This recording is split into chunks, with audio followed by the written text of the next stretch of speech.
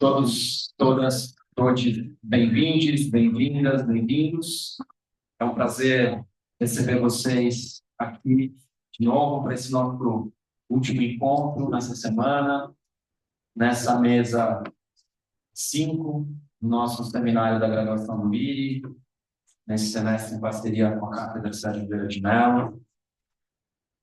O propósito dessa mesa, seguindo a ordem das mesas anteriores, é se mover do mais específico disciplinar da discussão que vocês devem ter tido ontem com as nossas convidadas sobre a disciplina, o campo, um olhar mais amplo do tema de migrações e refúgio no mundo, a partir de diferentes perspectivas, tendo em vista diferentes olhares sobre a questão da categoria, a situação europeia, América Latina, o mar e uma visão mais global. Então, é uma honra tê-los aqui com a gente para uma mesa intitulada Problematizando as Migrações Internacionais e o Refúgio no Mundo. Essa mesa visa problematizar os enquadramentos da migração internacional e do refúgio no mundo contemporâneo, em que as causas de deslocamento são múltiplas e complexas. Diante da diversidade de contextos sociais das migrações, a mesa visa lançar luz sobre alguns dos desafios à proteção internacional de migrantes e refugiados em diferentes espaços e regiões do planeta, como o alto mar, América Latina e Europa. E para isso, a gente vai ter aqui a honra, a satisfação e o prazer de contar com a participação de queridos e queridas colegas. Eu vou apresentá-las e apresentá-los na ordem das suas intervenções. Então, em primeiro lugar, a gente tem aqui com a gente a querida Susana Velasco, que é jornalista, escritora, pós-doutoranda aqui no nosso IRI, onde fez também o doutorado e o seu mestrado. Pesquisa sobre narrativas e representações das migrações contemporâneas e escreve sobre o tema para meios de comunicação brasileiros e estrangeiros. Publicou a dramaturgia Para Onde Quer Que Eu Vá, Será Exílio, e o livro acadêmico Imigração na União Europeia, uma leitura crítica a partir do nexo entre secularização, cidadania e identidade transnacional. Trabalho esse que foi fruto do prêmio de melhor dissertação de mestrado concedido pela nossa ABRE, Associação Brasileira de Relações Internacionais. Em seguida, a gente terá a nossa querida Maria Helena Rodrigues, muito famosa aqui na nossa casa e em vários lugares.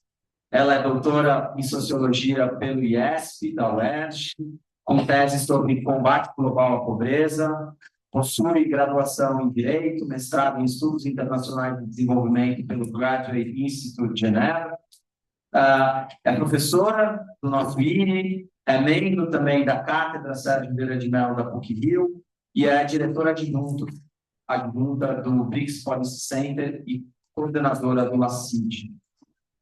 Em seguida, teremos, então, a participação do nosso querido Chico Dudu, do Francisco Eduardo Lemos de Matos, que é doutor em Relações Internacionais aqui pelo IRI, mestre em Ciências Políticas pela UF, especialista em História pela UERJ, graduado em RI pela Estácio de Sá e pós-doutorando, nota 10 da FAPERJ, aqui no IRI.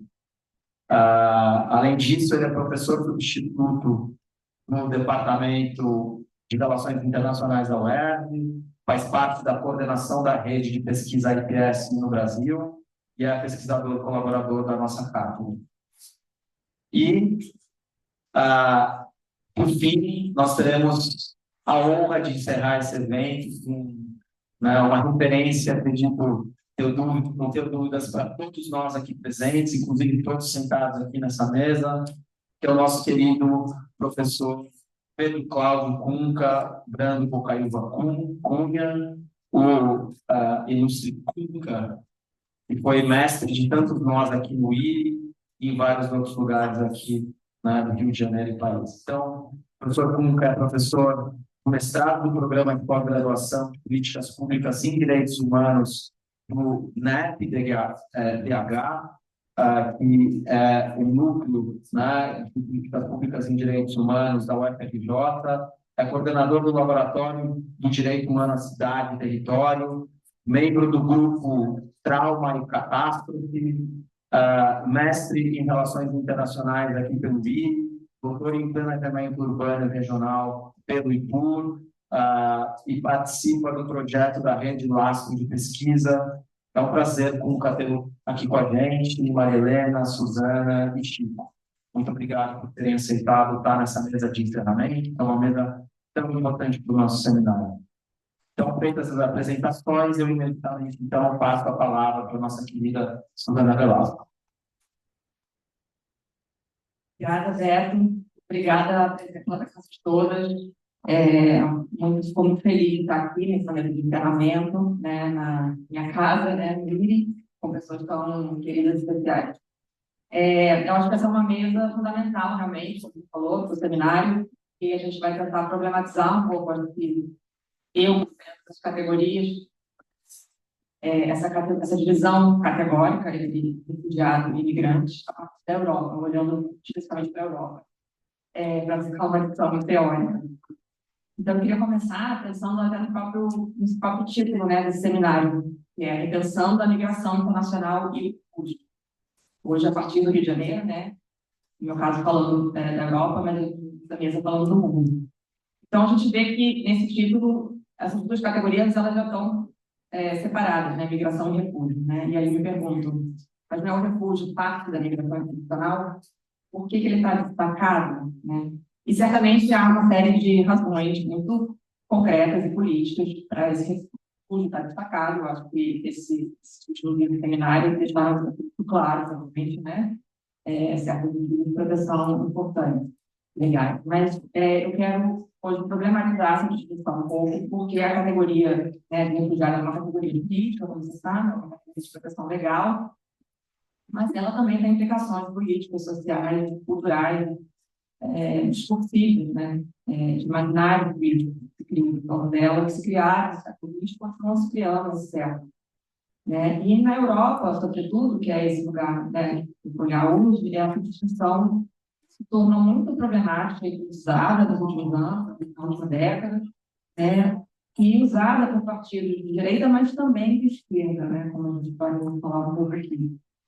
Eu vou voltar o meu olhar um pouco para 10 anos atrás, quando acho que a maioria de vocês era ainda criança, e para mim é muito recente, para algumas narrativas que foram um pouco consolidadas naquele período, que se costuma chamar de crise dos refugiados de 2015, que mais que vocês tenham eram conhecimentos, imagino que todas as relações internacionais já tenham ouvido falar dessa crise, tinham ouvido, né?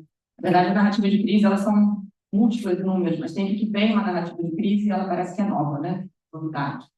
Então, muitas narrativas de crise já sucederam na Europa, no mundo, de crise de refugiados, mas essa foi marcante. Eu acho que eu quero chamar a atenção que houve uma certa, na Europa, uma certa separação da categoria de refugiado e imigrante, mas se tornando o imigrante como um fardo e um refugiado como alguém que seria merecedor, né, de proteção, de acolhimento. Então, na verdade, chegaram havia um momento que estavam chegando milhões de pessoas, né, milhões de pessoas mesmo, com o Oriente Médio, né, na Europa, sírios, mas não só sírios, né, Líbano, Afeganistão, asiáticos também. E, nesse momento, todas as narrativas eram de crise, eram, né, na mídia a gente via o tempo inteiro, eram mortes no Mediterrâneo, tragédias, e de fato isso estava ocorrendo, mas muitos também estavam chegando da Europa. E aí, no fim, né, setembro de 2015, teve um fato muito relevante midiático também, foi muito falado, foi essa chegada de muitos imigrantes do Oriente Médio pela chamada Rota dos Balcãs, né, que é uma rota terrestre no mar Mediterrâneo, e eles ficaram presos na Hungria, porque a Hungria interrompeu circulação de trem da Europa Ocidental. E, na verdade, o destino maioria deles era a Alemanha. E aí, eles queriam, na verdade, ultrapassar, né, chegar até a Áustria com o trem e depois ultrapassar a fronteira para ir para a Alemanha. E a Áustria também tinha fechado as fronteiras. Então, nesse primeiro momento, a gente já viu uma questão. Né? A Europa, a União Europeia, supostamente, ela tem fronteiras abertas para quem entra no país. Né? E aí a gente já vê que isso não é sempre assim. Há uma exceção. As medidas de circulação, elas estão sempre condicionais, né? E o próprio acordo europeu, o Código Schengen, ele tem essas medidas de exceção, né? Que são muito vagas, na verdade. A ameaça à ordem pública, a ameaça, né? Vírus, né? É tudo muito vago que dá fica muito arbitrário para cada país, na verdade, decidir, né? Cada país ainda é muito forte no sistema da União Europeia. Então, essa abertura na mídia, né, esse despertamento na mídia, foi muito divulgado como uma forma de imigrantes desafiaram esse fechamento, né, eles não tinham trens para a Áustria, eles andaram, caminharam até a Áustria, e na Áustria, diante dessa massiva chegada, eles abriram as fronteiras. E aí, na mídia, isso ficou muito visto como uma retórica de acolhimento, né? A Alemanha virou um país aberto à mamãe, né? Recebendo muitos refugiados, todas as mensagens de acolhemos, mas muitas medidas foram tomadas desde então, também não foram muito mediatizadas, e que foram mais duras, né? Na própria Alemanha, a lei de refúgio se ficou mais dura, vários acordos da União Europeia, né, com, por exemplo, a Turquia, né, teve um acordo que estabeleceu, né, deu dinheiro para a Turquia para ela impedir que o Sírio saísse, né, então, medida de contenção. Então, a gente já veio também que tem um discurso de liberalização, como os acolhedores, mas há várias medidas de contenção no exterior. Mas o que eu queria chegar é que, nesse momento, né, que foi muito mediatizado, grandes veículos de comunicação começaram a questionar o uso da palavra migrante, né, para referir as pessoas que chegavam na Europa. Né? E aí não só, na verdade, muitos meios progressistas, né, considerados cristãos. Então, por exemplo, o editor da Al Jazeera Online, ele disse que ia passar a usar só a palavra refugiado, não migrante, para quem chegava na Europa. A justificativa dele é o coletivo. Ele fala: o termo abrangente migrante não é mais adequado para descrever o horror que se enrola no Mediterrâneo. Ele evoluiu de suas definições do dicionário para se tornar uma ferramenta que desumaniza e distancia, um pejorativo brusco. Então, segundo ele, quando se diz migrante, abre aspas, não é uma pessoa como você, cheia de pensamento, de história e esperança, que está nos trilhos atrasando um trem. É um migrante, um incômodo. Então, essa decisão editorial da Al Jazeera, ela foi elogiada alguns dias depois por jornais como o Washington Post, dos Estados Unidos, o The Guardian, né, jornal britânico, também considerado progressista. Em ambos os casos, a justificativa era que a palavra migrante ela estava sendo usada por políticos e movimentos de direita para assustar os cidadãos, né, referindo-se a pessoas que entravam na Europa sem merecer. E aí o termo migrante ele havia sido politizado, então, e isso não era bom. Então, o que a gente tem aqui? Uma politização do termo migrante e, em consequência, atribui-se ao refugiado um ser despolitizado. Ele, o merecedor, né, tem uma figura de muita facilidade, de sofrimento de fato falso, sofrimento de muita tragédia, de muito horror, quais eles passam, mas existe uma ideia tá, aqui, do migrante que está sendo tentando entrar, né, sem merecer, que na verdade não é um migrante econômico, ele quer se aproveitar, e o refugiado, né, o coitado que realmente merece, que não está sendo valorizado. Então, a gente passa a usar a palavra refugiado, e o migrante, ele é um incômodo. Né? E essa semana, esses eventos da Hungria, ela culminou com uma campanha maciça, né, nas redes sociais, por esse uso da palavra refugiado em vez de migrante. E aí, realmente, na verdade, ele passa um discurso de acolhimento, né, das pessoas que realmente merecem chegar na Europa. Isso aconteceu especialmente após a morte de um menino curdo, né, o Alan, era Shannon, na verdade, mas chamaram Uzi, é o Urdo, que é um menino que formou, foi no Mediterrâneo, que afogou, e a foto dele se... Então, assim, quero chamar a atenção que as discussões sobre terminologia, né, que é relacionada à migração e refúgio, elas não eram, nesse momento, de forma nova, né, mas naquele foi um momento crucial nesse reforço dessa oposição entre o refugiado, como uma categoria moral de quem merece entrar e ser acolhido, e o imigrante como, talvez, alguém, né, que é só voluntário, né, ele só quer sair, está se aproveitando, né. Claro que a maioria dos meios de comunicação continua usando essas duas categorias de forma cambiável, né, mas não é tão... Foi uma mudança drástica, mas, na verdade, continua esse apelo, até nos movimentos progressistas da sociedade civil, pelo uso desse nome refugiado, né, e como uma forma, na verdade, de proteger aqueles que mais sofriam e precisavam, né, uma medida que é geralmente relacionada à falta de escolha do deslocamento.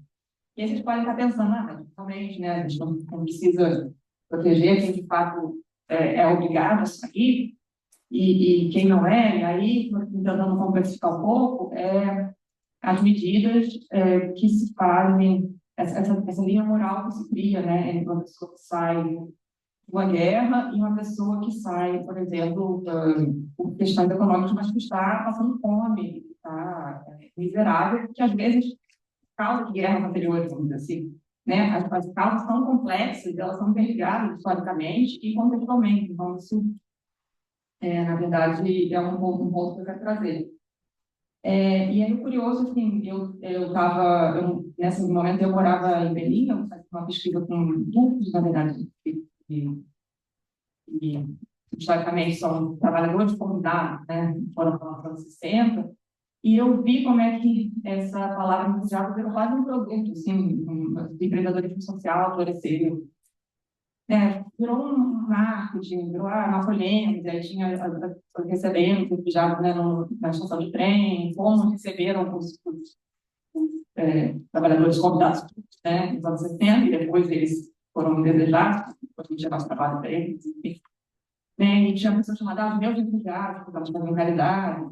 Então, assim, um ponto, né, dessa moralização da uma questão que é política, né? E aí eu queria trazer um trecho de um livro que saiu nesse mesmo ano, na Alemanha, vou ler aqui, uma ficção, e foi editado esse ano aqui no Brasil, então, das letras, da autora Jenny Epperberg, chama Eu Volto, Vais, Ele Vai. E essa autora, esse livro saiu em 2015, e ela é uma ficção, mas ela teve contato com muitos refugiados africanos, em que se acamparam numa praça em Berlim. E essa história de ficção é a história do encontro entre um professor aposentado alemão e esses refugiados. Ele vai atrás desses refugiados porque ele acabou de se aposentar, ele quer um projeto novo para a vida dele, ele vai te aposentar, né, uma coisa bem instrumental, falando, né, um tempo assim, né, ser um bom, né, moral. Mas ele acaba se envolvendo de uma forma, não, ele não se transforma totalmente, tem lá suas questões, mas ele se envolve, de fato. Então, já é um livro muito bonito. Mas logo no início, esse professor alemão, Richard, ele fica sabendo desse acampamento, né, de refugiados, migrantes africanos, pela TV, mas ele tinha passado por esse acampamento sem ver. Ele não viu essas pessoas numa praça. Eu vou ler esse trecho, que é logo no início. Numa quinta-feira do fim de agosto, 10 homens se reúnem diante do prédio vermelho da Prefeitura Municipal de Berlim. Decidiram, disse, não comer mais nada. 3 dias mais tarde, decidem também não beber mais nada. A cor de sua pele é preta. Falam inglês, francês e italiano. E outras línguas mais que aqui ninguém entende. Querem. Trabalho é o que querem. E viver seu trabalho. Querem ficar na Alemanha. Quem são vocês? Perguntam a polícia e funcionários da administração berlinense para que convocados. Não vamos dizer, os homens respondem, mas precisam dizer, insistem os outros. Senão não temos como saber se estão dentro da lei e se podem ficar e trabalhar aqui. Não vamos dizer quem somos, repetem os homens. Se estivessem em nosso lugar, vocês acolheriam alguém que não conhecem? Perguntam os outros. Os homens ficam em silêncio. Precisamos verificar se vocês estão de fato em situação de necessidade, dizem os outros. Os homens ficam em silêncio. Pode ser que vocês sejam criminosos, dizem os outros. Nós precisamos verificar isso. Os homens ficam em silêncio. Ou que sejam meros parasitas. Os homens ficam em silêncio. Também nós não temos bastante, dizem os outros. Existem regras aqui, eles dizem, e vocês precisam se adequar a elas se querem ficar. E por fim, dizem, vocês não podem nos chantagear. Mas os homens de pele preta não dizem quem são. Não comem, não bebem e não dizem quem são. Simplesmente ficam ali. O silêncio dos homens que preferem morrer a dizer quem são e a espera dos outros pelas respostas a todas as perguntas se unem num grande silêncio no meio da Alessandro Plácido Vermelho. Esse silêncio nada tem a ver com o barulho sempre grande do tráfego e das escavações para a construção da nova estação de metrô. Por que, então, ao passar a tarde pelos brancos e pretos de pé ou sentados ali, Richard não ouve esse silêncio? Eu trouxe esse trecho, né, porque eu acho que ele traz muitas questões relacionadas a esse tema. Primeiro, é isso, essa visibilidade, né? Que tipo de refugiado e de migrante está a se estar atento, né? Como eu falei, nessa época, na Alemanha, havia muitos refugiados de vários países da África, né, fazendo movimentos sociais e políticos, inclusive, dos seus direitos, e naquele momento, quando chegaram os refugiados também sírios, né, não foi feita uma relação assim, com esses refugiados né? Inclusive, esses refugiados eles foram ilegalizados, esses africanos da maioria, enquanto os sírios foram recebidos de uma forma mais quase automática, né? Foram concedidos para eles. E, então, acho que tem uma questão aqui colonial, racial, que é importante marcar também. Bom, o que se vê? Quem se vê como refugiado, quem se vê como imigrante, né? Então, dentro, sim, da categoria dessa divisão da categoria refugiado e imigrante, ela é só uma categoria legal, minimamente legal, a quem se consegue. Nesse livro é muito interessante porque essa maioria desses refugiados africanos, eles saíram de vários países, mas a maioria saiu da Líbia depois da guerra. Só que o processo de refúgio deles se dizia que eles iam voltar para se deportados para os seus países porque eles saíram de países seguros. Mas, na verdade, são os países de origem que eles nasceram, né, em que eles nem tinham mais contato, né? Então, eu acho que essa questão também das condições para se ver, né, os homens, ele recebendo um teste, os homens de pele preta, os homens de pele preta, mas que ele não quis, né? Ele não quis ver. Eu acho, só para terminar, então, de que estou aqui. Eu acho, na verdade, também pode salientar que, nesse momento, vários jornalistas, ativistas e acadêmicos começaram a questionar essa divisão, o que tem uma autora que chama de fetichismo das categorias, e começaram, inclusive, a usar o termo longo verão da migração em vez de refugiados, né? Um pouco problematizando não só a ideia de universo de migração, mas também de crise, né? Na verdade, assim, para a gente também pensar porque essas boas intenções, né, do uso da palavra refugiado, quais são as consequências que elas têm? Elas são imprevisíveis, porque eu entendo esse uso, essa diferenciação, mas, por exemplo, o termo imigrante na França ela já foi usado positivamente, porque na época o trabalhador, o termo trabalhador, ele era problemático, a luta de classe era mais forte. Então, isso vai mudando contextualmente, né, esse uso de e a gente não tem muita noção das consequências, né? E eu acho que esses usos, eles precisam sempre vir acompanhados de um questionamento sobre uma política das classificações, né? Quem é que demarca essa linha, né, divisória entre o sofrimento, o merecimento e o não sofrimento, né? Hoje em dia, a gente tem causas complexas no mundo de deslocamento, como o Roberto falou na introdução. É muito difícil de declarar guerra, né, da economia, das consequências econômicas que você tem. Hoje em dia, agora, com questões climáticas, por exemplo, eles talvez não causam uma tragédia imediata, termos que vão ter consequências econômicas, né? Então, essa linha divisória eu acho que tem que ser pensada sempre, né? Acho que na Europa a gente vê um uso cada vez maior, além dessa divisão migrante-refugiado, de vários subrótulos para refugiados, então tem um solicitante de refúgio, né, que tem uma suspeição maior, a gente também se falava, esse ou é refugiado, pedir um refúgio é refugiado, hoje em dia não, só é refugiado quando realmente foi reconhecido pelo Estado, então tem uma suspeição, o solicitante de refúgio ele já tem que ser avaliado. Então tem uma série de nuances, né, para se chegar a esse que o autor chama, que são prêmios, refugiado virou o prêmio máximo. E aí, fechando, assim, queria ter uma provocação de vários autores que falam para a gente acabar com essa divisão, a gente deveria pensar que toda a migração não é forçada, porque ninguém quer sair, né, do seu lugar de origem.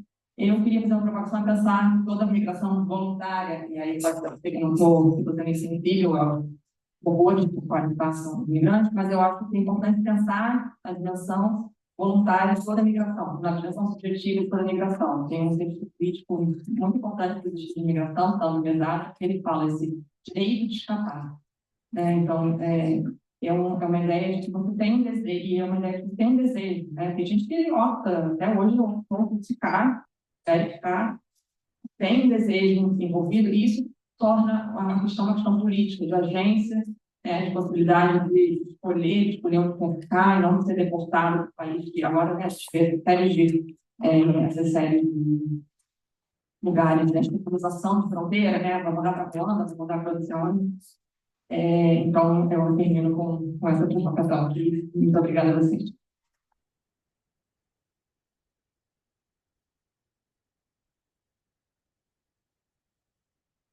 Obrigado. Muito obrigado, Suzana. Aproveito, então, já passo a palavra imediatamente aqui da Maria Helena. Obrigada, Beto, e obrigada pelo convite para estar aqui e agradeço a todos que estão aqui, mesmo que seja o último dia no seminário no finalzinho. Eu queria trazer alguns elementos, alguma discussão sobre migração e refúgio na América Latina. Como vocês sabem, na situação que a partir da década, mais ou menos, de 2010, ele começa a ter uns contornos bastante graves na região. Sobretudo bastante graves na região, muito multiplicado pela situação da Venezuela, que trouxe um desafio enorme, sobretudo para o continente latino-americano.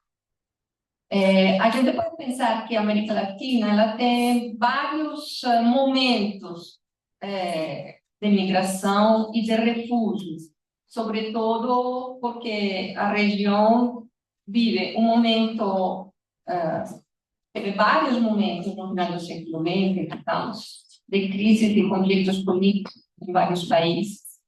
Tem uma situação de pobreza e desigualdade, sofreu várias crises climáticas que levaram a vários movimentos migratórios bastante fortes na região. E, sobretudo, porque a gente tem um elemento, se você está falando de migração, a gente tem Estados Unidos, que sempre tem sido nosso polo de atração para todos os países da América Latina, para os cidadãos da América Latina. Uns mais graves e outros, e dependendo também da situação de cada um dos países. Então, a América Latina, o que eu quero mostrar é que tem uma situação mista, a gente mistura, digamos, entre refúgio, migrantes econômicos, migrantes climáticos,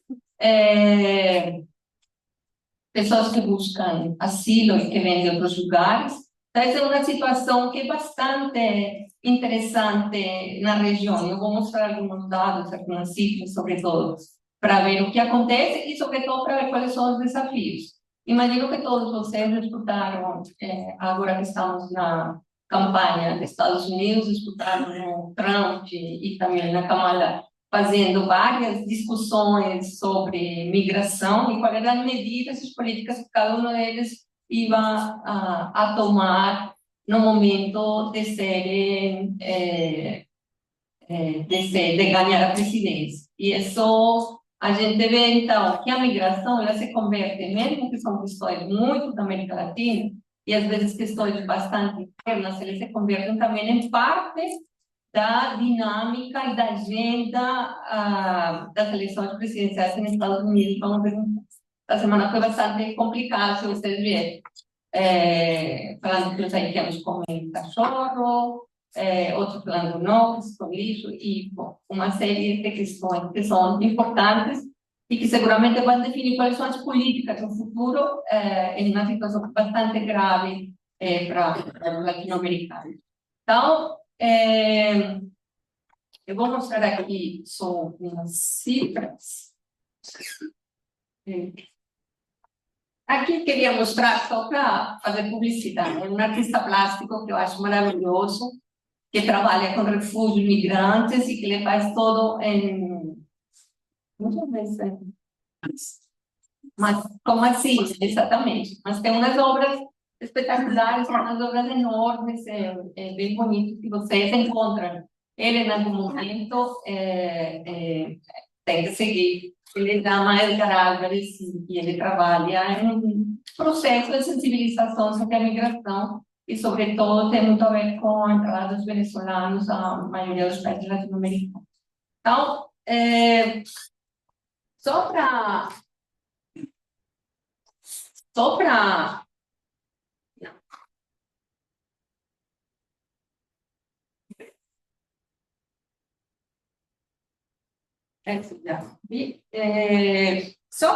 vou colocar aqui.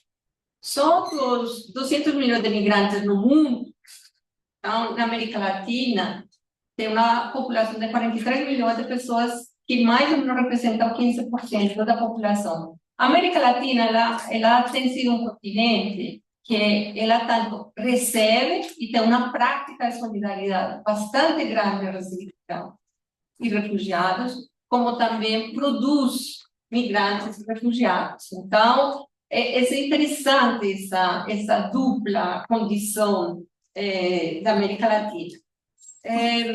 Obviamente que todos pensamos que a maioria dos migrantes latino-americanos, os refugiados latino-americanos vão para fora, mas o que a gente vê no último tempo é que a maioria dos migrantes e refugiados latino-americanos fica na região. Esse é um elemento bastante importante, porque isso é uma grande mudança a partir de 2010, que os refugiados, os migrantes, eles buscam ficar na região.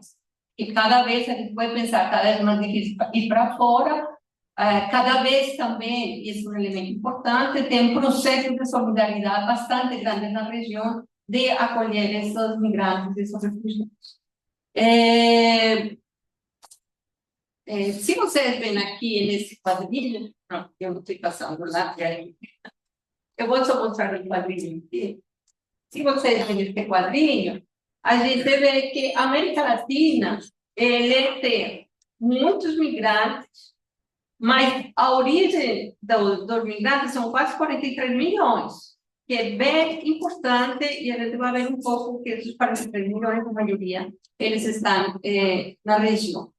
Então, o que eu queria mostrar para vocês, na verdade, é que a América Latina tem se convertido em um continente bastante chave também para o que acontece no mundo. Eu não vou passar todas essas coisas, eu só vou colocar aqui alguns elementos.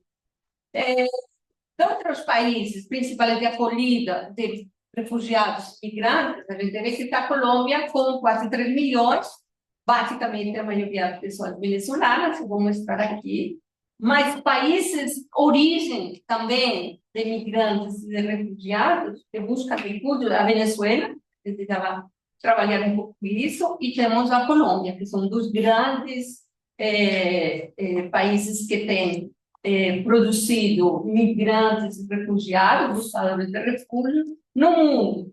Só para trazer aqui, vou mostrar esse mapinha, aqui também Venezuela e Colômbia, mas eu vou trazer esse outro, já vou discutir um pouco o que está aqui. Talvez a gente pensa o que acontece na região, e poderíamos trabalhar assim, nós temos várias questões na região que são bem graves. Talvez a primeira questão mais grave é a questão venezuelana, como todos sabemos, a crise política e econômica na Venezuela. É uma crise que se alastra já mais ou menos desde 2010, especialmente, com muitas violações de direitos humanos, sobretudo uma crise econômica bastante forte.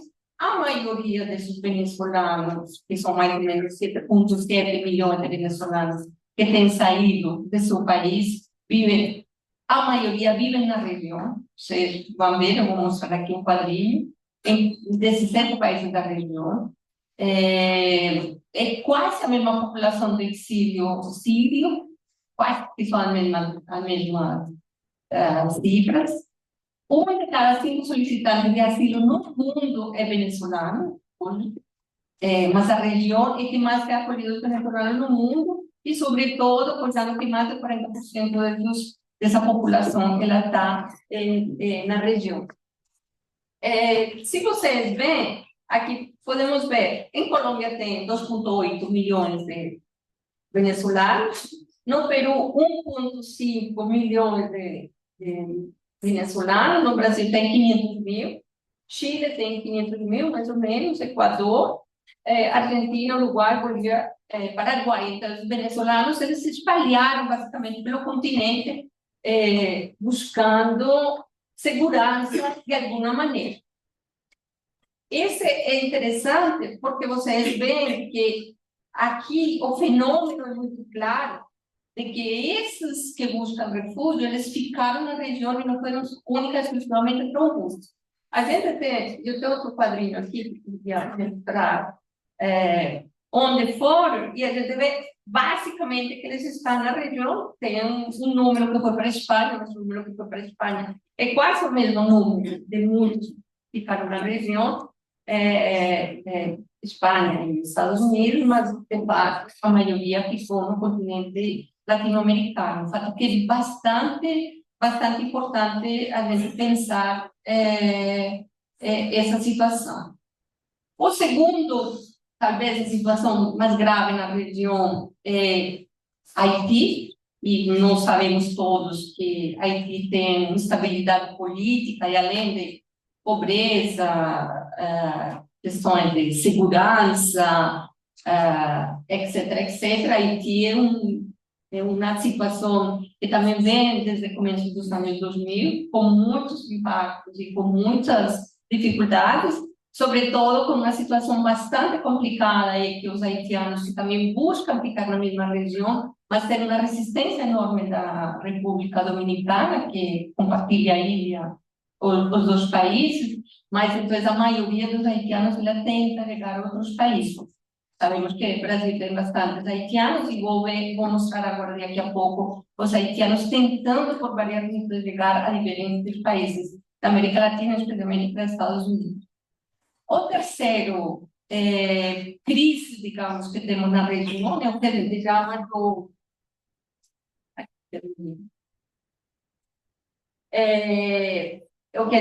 do Triângulo Norte, que todos conhecemos essa situação, especialmente em Honduras, Salvador e Guatemala, muitos conflitos internos, sobretudo muitas gangues e muitos problemas de segurança interna. A maioria que chega nos Estados Unidos, mas a maioria fica também nos países da região, ou fica no México. Depois vamos ver um pouco isso. O México tem uma política de acolhimento generosa, mas esse vai ser um dos pontos fundamentais, talvez, com a eleição dos Estados Unidos, com a pressão que o México sofre com os migrantes, especialmente que querem atravessar a fronteira. Então, isso é uma das grandes situações, talvez as situações mais graves na região. O quarto conflito que a gente tem é o conflito na Colômbia, um conflito que dura mais de 60 anos, como todos sabemos, que gerou milhões de refugiados, mas que a gente tem um elemento, talvez, muito importante na Colômbia, e é que ela criou um fenômeno que talvez é um dos fenômenos mais importantes do mundo inteiro, que é os deslocados internos. Então, não são refugiados, imigrantes que vão para fora, mesmo que também exista, mas nós temos uma figura que os refugiados que buscam segurança no mesmo país. E a Colômbia tem mais ou menos hoje 7 milhões de refugiados internos, pessoas que saíram de suas comunidades e que hoje moram nas grandes cidades na esperança de algum dia voltar para suas terras e seus territórios. É um dos fenômenos mais graves, talvez, do país. Esse fenômeno é tão grave, que começa nos anos 90, é um fenômeno tão grave que ele foi origem de toda uma discussão nas Nações Unidas para a criação dos princípios orientadores para deslocados internos, em 1998, sobretudo porque era uma situação que não tinha uma margem jurídica muito clara, não eram pessoas que saíam, eram pessoas que ficavam, mas que buscavam nas suas próprias terras, nos seus territórios, e hoje ainda temos quase 7 milhões de pessoas que moram nas grandes cidades, seja em Bogotá, seja em Medellín, em cidades e que não conseguem voltar. Vocês me perguntarão, mas a Colômbia fez um tratado de paz em 2016, e esse tratado de paz, um dos objetivos fundamentais era cessar a guerra e cessar o problema dos deslocados internos, mas, mesmo com esse tratado de paz, ainda tem muitos grupos em disputa, muitos grupos internamente, em guerra internamente, que esses deslocados internos não conseguem voltar à sua situação de origem. Então, é uma situação bastante complicada. Só para ir fechando,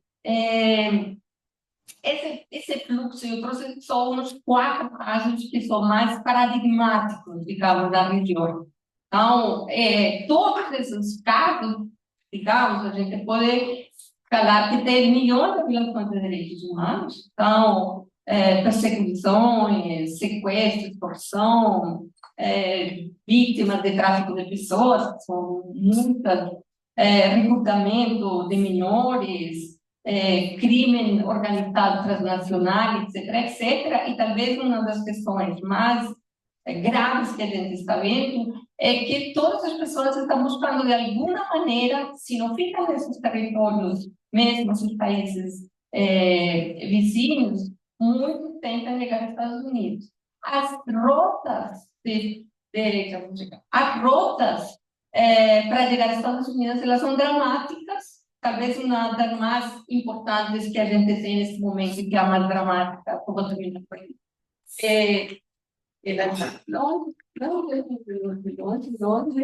Não era isso que eu ia mostrar, era só que eu queria mostrar uma pilha, e é que a gente tem uma... Eu não consegui...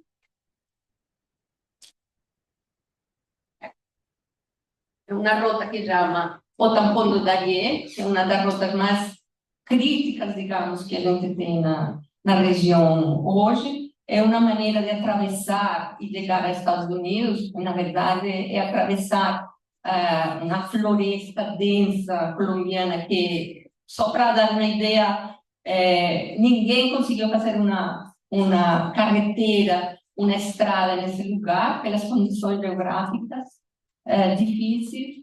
E a gente tem esse passo que vocês estão vendo em amarelo entre a Colômbia e Panamá, e as pessoas passam em uma condição, meio de uma floresta muito densa, uma floresta que já está, obviamente, muito...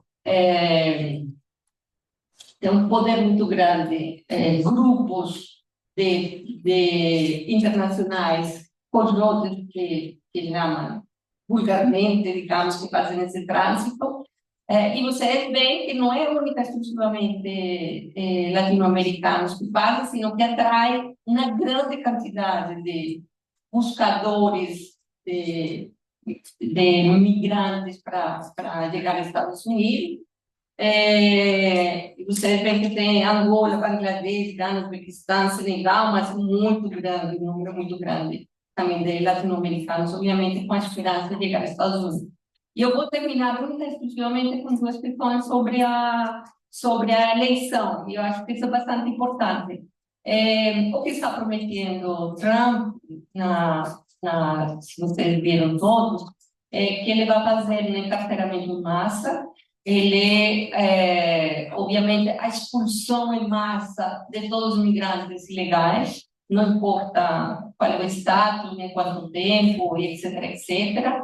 Ele ameaçou bombardear também muitos dos migrantes. É uma situação bastante grave, dado que os Estados Unidos tem mais de 200 migrantes, 50 milhões de imigrantes, etc, etc. Então, eu acho que temos que ficar muito atentos ao que vai acontecer, porque esse processo de encontrar o migrante como um inimigo, o inimigo interno, mas também o inimigo externo, acho que é uma questão bastante grave e bastante complicada. Não é uma situação que se vive só nos Estados Unidos, são muitos governos que começam a tratar o tema da migração como um tema fundamental, também na América Latina. A questão da migração é um tema de muita discriminação. Os venezuelanos são vítimas de muita discriminação na maioria dos países, todo mundo sabe, aqui no Brasil, mas sobretudo Colômbia, Peru, Venezuela, Argentina, trata os migrantes venezuelanos como lixo, como falou também está falando nos Estados Unidos, mas eu acho que um dos grandes desafios nossos é como começar a pensar esses migrantes como cidadãos completos e integrados. Obrigada.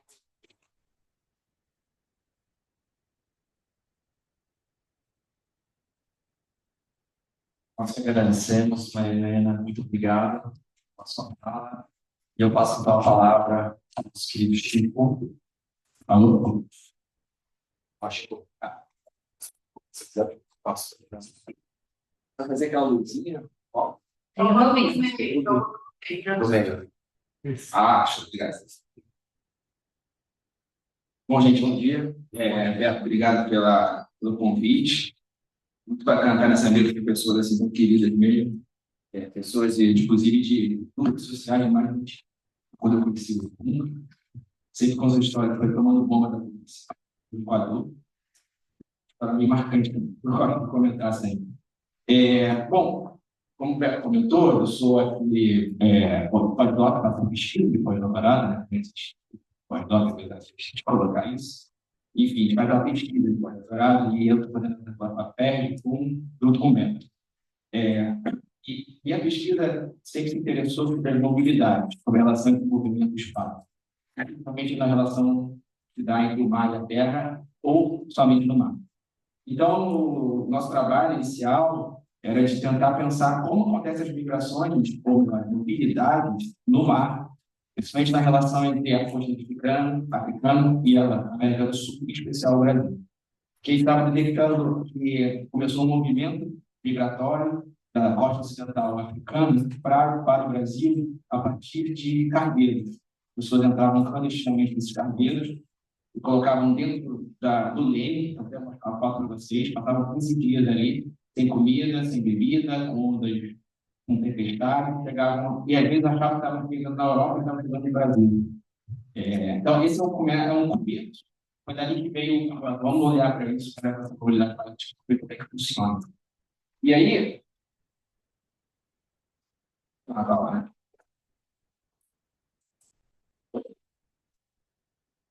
Esse é um roteirinho básico que eu quero mostrar para vocês. Eu vou entrar de cara logo no caso da Austrália, que talvez seja o mais significativo na relação do governo australiano com o direito marítimo e com os migrantes.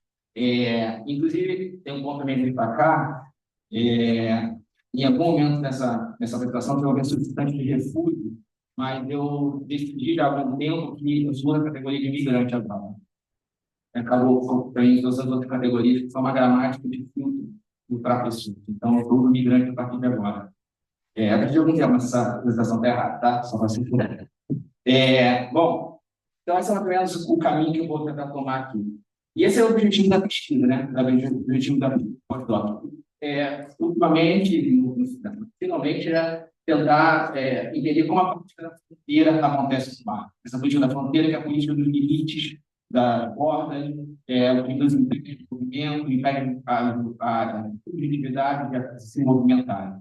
Então, olhando para isso, é que a gente está caminhando essa pesquisa.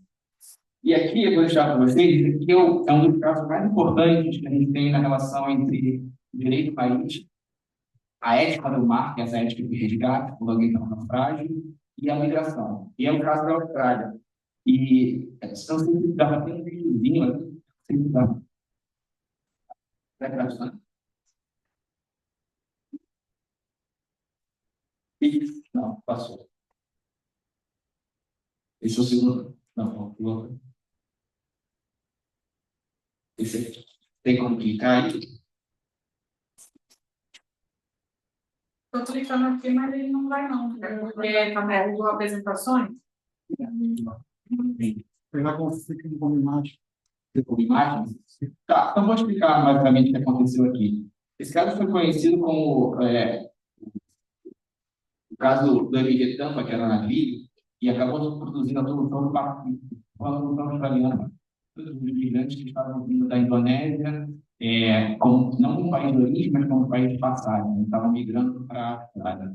E esse incidente foi, aconteceu em 2001, e ele deu o controle de como os australianos deviam dar conta do refúgio, não, desse imigrante. E o que aconteceu é o seguinte: houve um naufrágio perto da Austrália, e quando na época do mar, é uma época que vem anteriormente às convenções marítimas, para dizer como o naufrágio tem que acontecer, como o resgate tem que acontecer, e essa época do mar promove não promove, mas aciona o movimento de você salvar, resgatar qualquer indivíduo que esteja no naufrágio, sem importar a nacionalidade, sem importar o contexto, o gênero, qualquer coisa do tipo.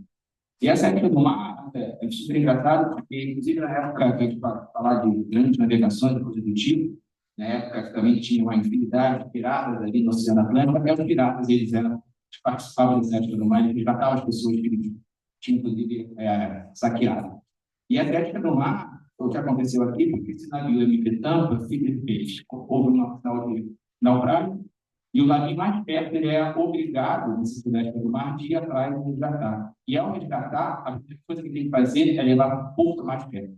O porto mais perto era na Austrália. Então, cerca de 430 migrantes africanos foram levados para a Austrália. O que a Austrália fez? Negou o acesso ao porto. No fim do desenrolar do caso, militares fuzileiros, sei lá, que o especial violento que eles têm, invadiram o navio, esse navio tem ali, e não deixaram as pessoas entrarem. Então, e aí, o que aconteceu a partir daí foi que a África começou a desenvolver um protocolo com base no direito internacional marítimo para não ter que receber mais nenhum migrante vindo em uma travessia marítima. Esse foi 2001, tá? E aí, em 2004, tinha outro videozinho, 2014, perdão, já começa a gente notar como a Austrália produz essa forma de impedimento do corpo. Aqui é um navio chamado, é um navio militar, que patrulha as zonas de salvamento e resgate, depois do que é, e ele patrulha essa zona de salvamento e resgate no limite dessa zona, já ficando perto da Indonésia. Então, o que eles fazem? Quando eles veem uma balsa, um barco, em direção à Austrália, o comandante do navio tem o direito de afirmar se aquela balsa ou não está em naufrágio. Então, eles acionam esse mecanismo que está dentro do direito marítimo, afirmam que aquele barco está afundando, e como eles têm a obrigatoriedade de resgatar, eles resgatam, e como eles estão eles levam os botes de volta. Né? Então, vocês não conseguem tirar nem do mar territorial da Austrália. O impedimento é deslocado. Ou seja, o controle do fabricado, o controle de pessoas, é lá fora do próprio território. Eles usam essa região de salvamento e resgate, seriam regiões onde os estados todos dividiram, eu vou marcar um mapa para você, fazer a divisão a partir da Organização Marítima Internacional, que são zonas onde o que foi tentado foi ativar a ética do mar no direito. E o que a Austrália fez foi utilizar dessa ética do mar, utilizar as sombras, as interseções entre as linhas soberanas do mar, para justamente impedir o acesso desses migrantes. Então, esse caso de 2014, que só comentando aqui, o que acontece quando os migrantes dentro dessa balsa começaram a filmar esse navio que estava afundando eles. E o mais prático é, e o mais trágico é que essa balsa, deixa eu pode estar falando, essa balsa, quando ela foi jogada em direção a uma das ilhas da Indonésia, e ela naufragou nesse período. As pessoas tiveram que mergulhar e nadar durante 30 metros e não estavam com os habitantes da ilha. E a Austrália não foi responsabilizada por nada, porque ela estava agindo dentro do direito internacional marítimo. Ela não infringiu nenhuma regra do direito internacional marítimo.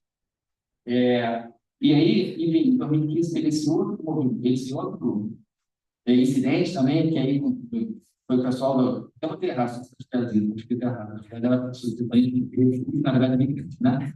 Enfim, e aquele legal do mapa para ilustrar, ele também foi um outro caso, onde a Austrália recebeu tudo ali, mais ou menos onde da Austrália, e jogou já o navio falso de volta para essa ilha que fica perto ali do Timor-Leste e da Indonésia.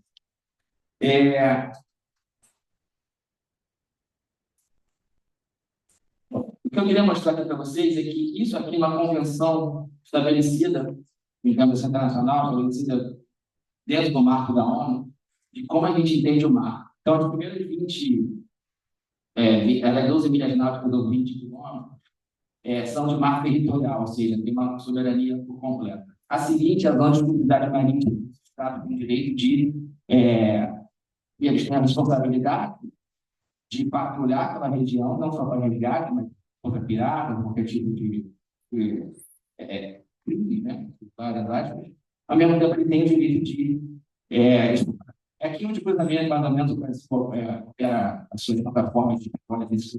E só que daqui em diante é um lugar sem soberania, que a gente chama de alto mar, mas é um lugar onde essas zonas de resgate e salvamento acontecem. E os fronteiras, no caso, os países que têm maior dessas zonas são obrigados a ter navio nesse lugar. Até uma experiência particular, meu pai foi da Marinha, né? E não votando Bolsonaro, claro isso. Ele já foi um desses navios de salvamento do Sul. E ele justamente, eu me lembro de sair uma vez com ele, ele saía, ficava 3, 4 dias procurando onde estava esse navio, sem saber onde ele estava, né? A partir do último ponto de contato que ele faz com satélite, você vai voltando naquela região para tentar encontrar.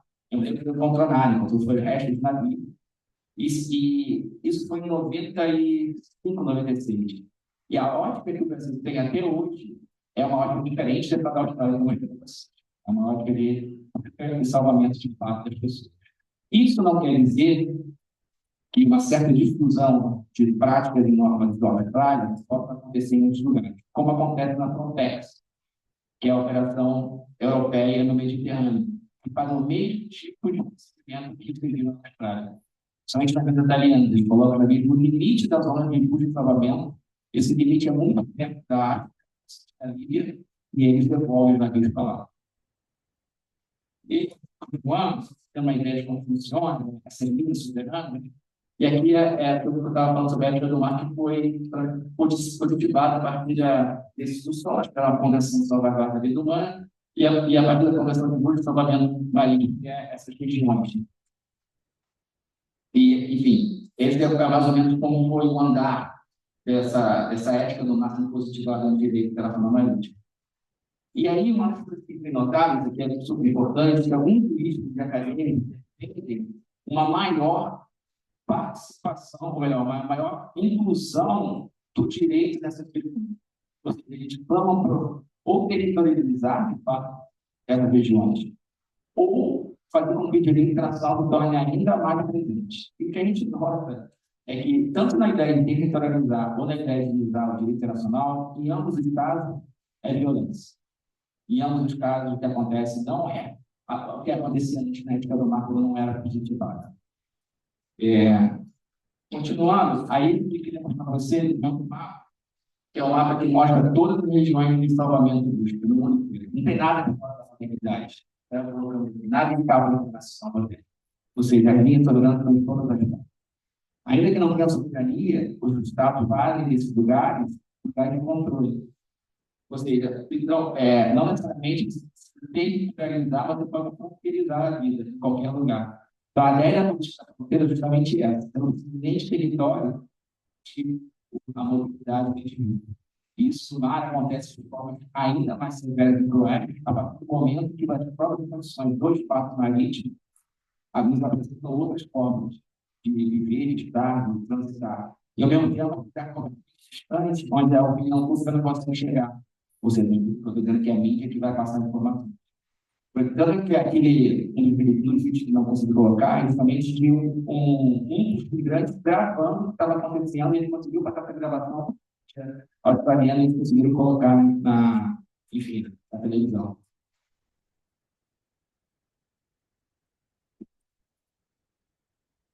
Bom, esse aqui é o caso que eu queria mostrar para vocês, que é como é que a linha do funciona. E a Austrália ela pediu justamente para essa linha sair mais perto do território dela, para ir mais para perto da Indonésia, para justamente patrulhar esse lugar aqui.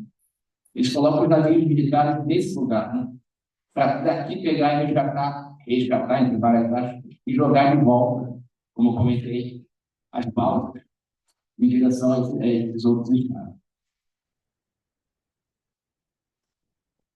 Bom, essa aqui que eu estava vendo é a Farm brasileira, então você vai quase lá no continente africano, e acontece isso justamente no estado brasileiro, do estado brasileiro, indo conseguir fornecer forças navais para patrulhar e fazer resgate.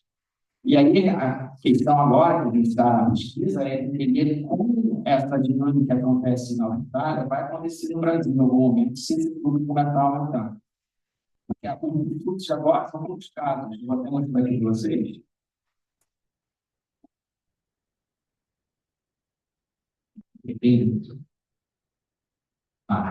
Bom, esse é o caso dos mais recentes, aconteceu ano passado, e 4 migrantes vieram, foram 13 de viagem exatamente aqui dentro.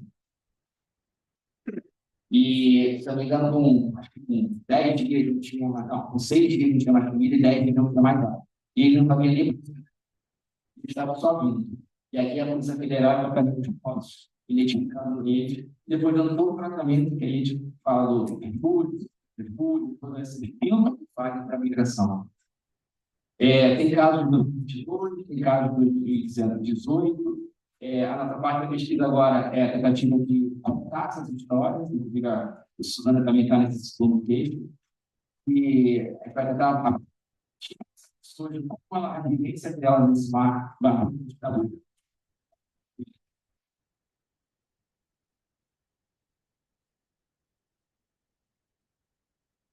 Aqui só para... Tinha um vídeo também, mas que não está passando, e aqui só para mostrar como é que funciona, onde ele se aloja, um lugar praticamente úmido, perigoso, dois filhos não sabem. Você imagina o medo de passar 13 dias no mar de cuidar. Um deles comentou que nesse lugar aqui que eu estou apontando, já tinham redes ali de outros que fizeram essa travessia. Então, já tem um circuito que acontece e eles não eram inéditos. Bom, por fim, todo o nosso trabalho é de crítica dessas linhas soberanas e como os estados utilizam essas linhas soberanas para ter o controle. Eles não necessariamente territorializar o espaço, mas a partir de uma política de fronteira, você consegue criar limites, criar barreiras, criar impedimentos. E tudo dentro do direito. A Austrália, nesses casos, ela foi punida por nenhuma entidade, nenhum lugar, obviamente, pressão da opinião pública, de organismos como a ACNUR, enfim, nomes que trabalham no assunto, acadêmicos, mas não aconteceu nada, porque ela estava trabalhando dentro dos marcos legais do solo e do Estado, que são as convenções que dão a dinâmica positivada da ética do mar. Enfim, o que a gente está querendo mostrar aqui é que a mobilidade marítima no mar ela acontece de forma ainda muito específica e super hiperviolenta. Boa parte desses migrantes também, dos cargueiros, eles contaram que outros, na pesquisa, que outros que passaram antes, eles, quando descobertos, eles sofriam violências, os direitos violados, passavam tempo só no porão, na passível à luz do dia por 10, 13 dias. Tem um tráfico de pessoas que já acontece, aí a pessoa trabalha nesse navio, esse navio geralmente são navios com bandeiras onde os caras têm direitos muito menores, as empresas, geralmente europeias, que colocam a bandeira lá em Sri Lanka, qualquer lugar, e faz esse trajeto que geralmente chegou no minério, coisa desse bauxita, coisa desse tipo. Então, tem uma cartografia específica desse movimento desse cargueiro e quem compõe esses movimentos cargueiros, o tipo de bandeira que é colocado, que aí vai ter que ser, vai operar no tribunal desse país. Então, não é um assunto nem um pouco complexo e, ao mesmo tempo, ele é muito violento. E a gente pouco sabe, porque ninguém dá conta, né, da comunidade marítima. A gente olha para o refúgio a partir do mais da terra, né, e não do mar. Obrigado.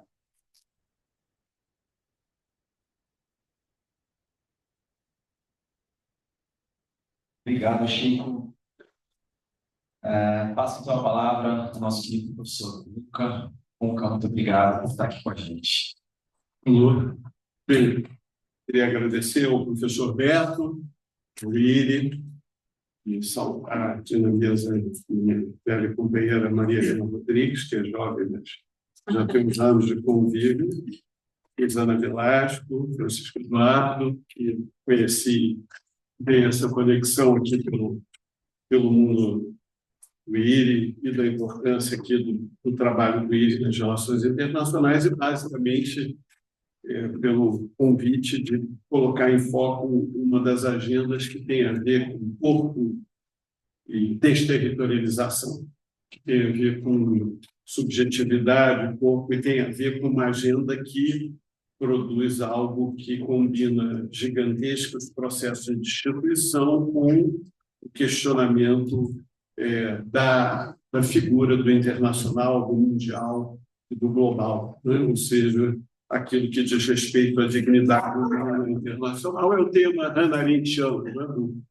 Classicamente daquilo que, de alguma maneira, se desenvolve, se materializa fortemente, não só nas grandes diásporas, não só na formação do mundo moderno, né, capitalista, moderno, no deslocamento forçado de populações, nos processos clássicos, mas também naquilo que diz respeito ao cenário das guerras, ao cenário do nacionalismo, da xenofobia, das rivalidades no coração da Europa, né? Então, quer dizer, basicamente há um grande debate que aflora e tem a ver com a Europa, né? Tem a ver com a Constituição Europeia também, não tem a ver só com a globalidade, né? Tem a ver com o Ocidente no seu próprio coração, nas suas guerras e naquilo que definiu o paradigma westphaliano, né? Aquilo que a gente adota normalmente da construção dos Estados.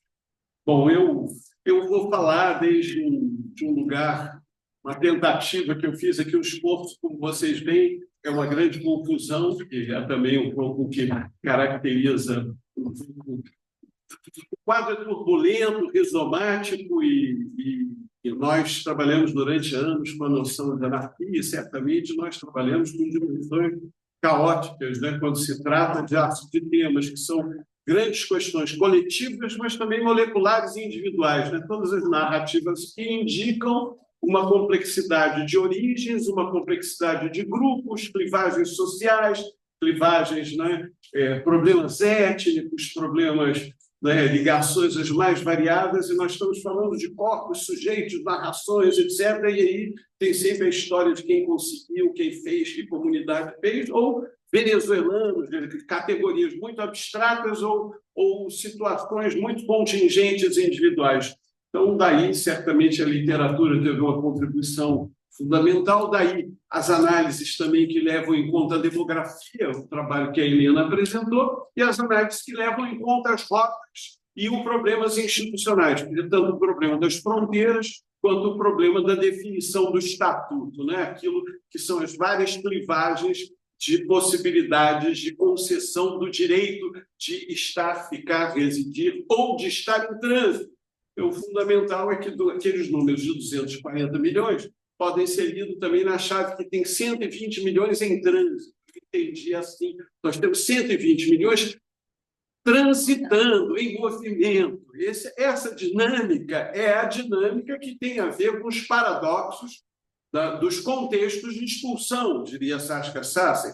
Tem a ver com a crise climática, tem a ver com a guerra e tem a ver com as grandes desigualdades da precarização global. E nós temos as estratégias de fixação e as estratégias de aniquilação e as estratégias de encarceramento, que são tão relevantes quanto as de movimento, as populações de campos, a vida nua, as populações detidas, o cerco a Gaza, etc. Ou seja, nós temos populações que estão impossibilitadas sequer de fugir, e temos populações expulsas em movimento, que fazem parte do paradoxo estratégico da temática que a gente está abordando, que exige, evidentemente, esse trabalho que foi sugerido, e não é à toa que a gente sempre atualiza o tema da cartografia, o tema da capacidade de visualizar o fixo e o fluxo, de trabalhar os elementos da circulação, até porque o capitalismo é territorialização e desterritorialização, o capitalismo é circulação, o capitalismo é o tempo todo, mas o capitalismo também é fronteira, segregação, divisão de trabalho, estratificação e, portanto, multiplicação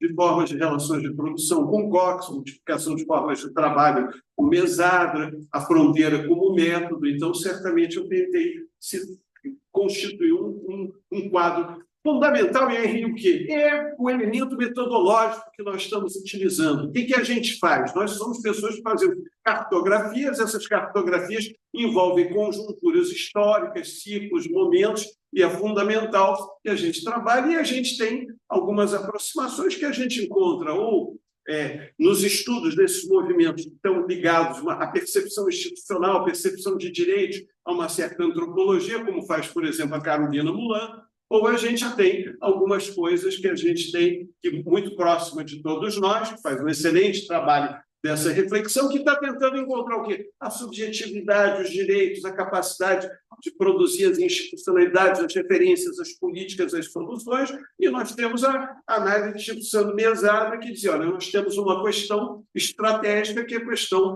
de quanto isso é potência, quanto isso cria subjetividade de luta por direitos, o quanto isso cria necessidade e responde à divisão de trabalho no capitalismo. Porém, digamos, essa análise importante, quer dizer, que historicamente o capitalismo produz, ela tem a ver até com a biopolítica do Foucault, quer dizer, a população está ligada a um determinado regime de riqueza, a um determinado regime de produção, mas nós estamos na era da necropolítica, e o Beto me disse, faz uma leitura que leve em conta o contexto necropolítico. O contexto necropolítico é um contexto de barbárie, catástrofe e vida nua. Então, eu poderia fazer essa leitura no contrapelo, a leitura a partir dos campos, a leitura de Diego Bigot, por exemplo, e as fronteiras, né?